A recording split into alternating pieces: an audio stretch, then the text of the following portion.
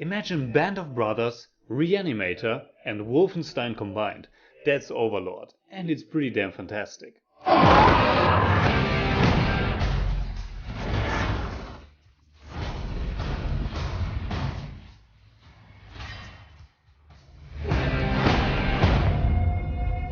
What is this?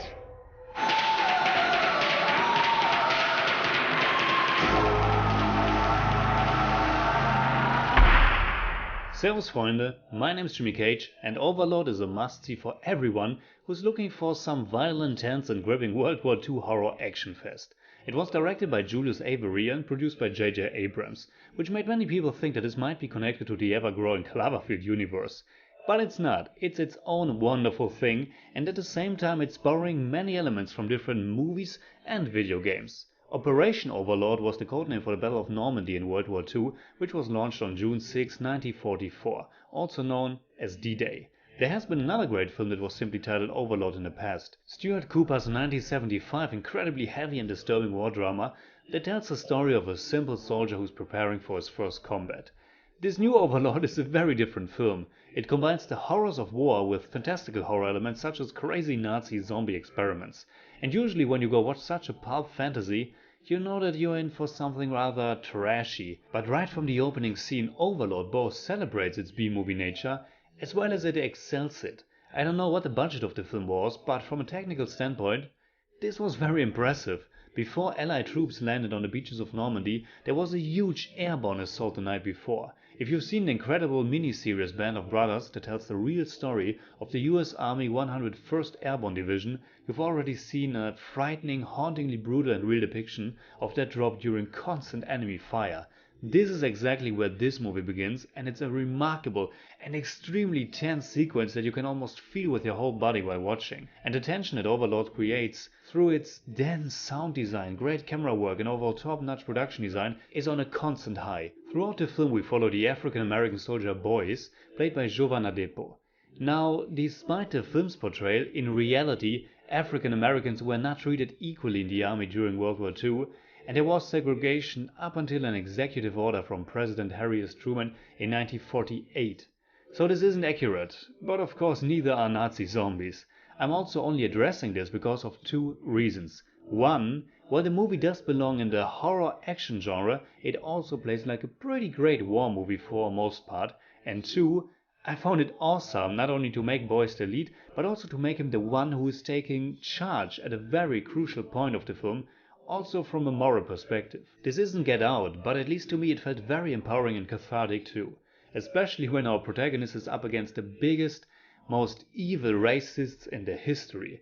And as it should be in a B-movie fantasy like this, the Nazis are really evil, but they are still extremely menacing and not just cartoon characters that don't pose a threat. Especially in the first half when our team is trying to hide in a small village to sabotage an important Nazi control station. Maybe it's not the nail-biting level of tension of the best scenes in Inglourious Bastards, but I was still catching myself wanting to scream at the screen that they should be quiet so they won't get caught.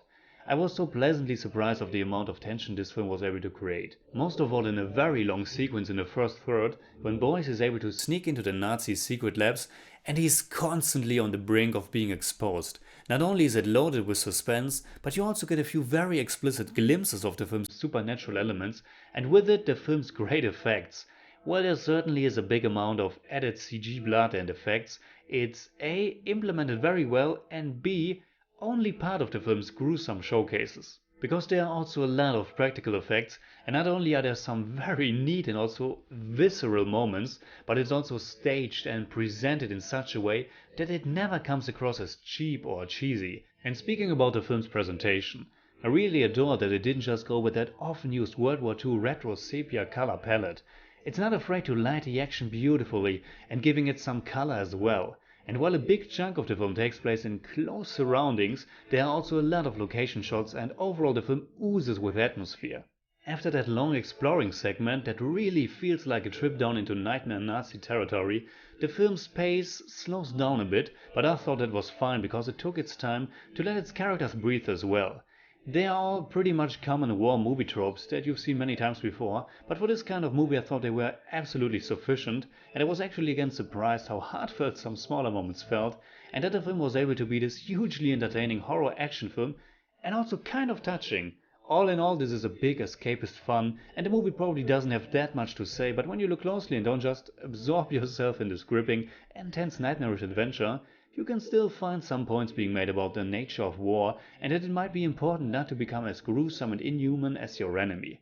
Nothing groundbreaking, but a sweet cherry on top, I thought. As you can tell, I'm pretty hyped about the film and I wholeheartedly recommend it to everyone who has an itch for games like Wolfenstein or movies like Defiance, Green Room or Saving Private Ryan mixed with a supernatural element. So in German I'd say, Overlord gelingt ein großartiger Spagat zwischen düster, brutaler B-Movie-Kriegsfantasie mit Horrorelementen und aufwendig, packend inszeniertem Spannungskino.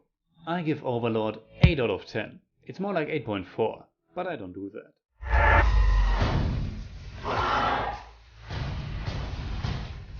We have to do this! Did you do it?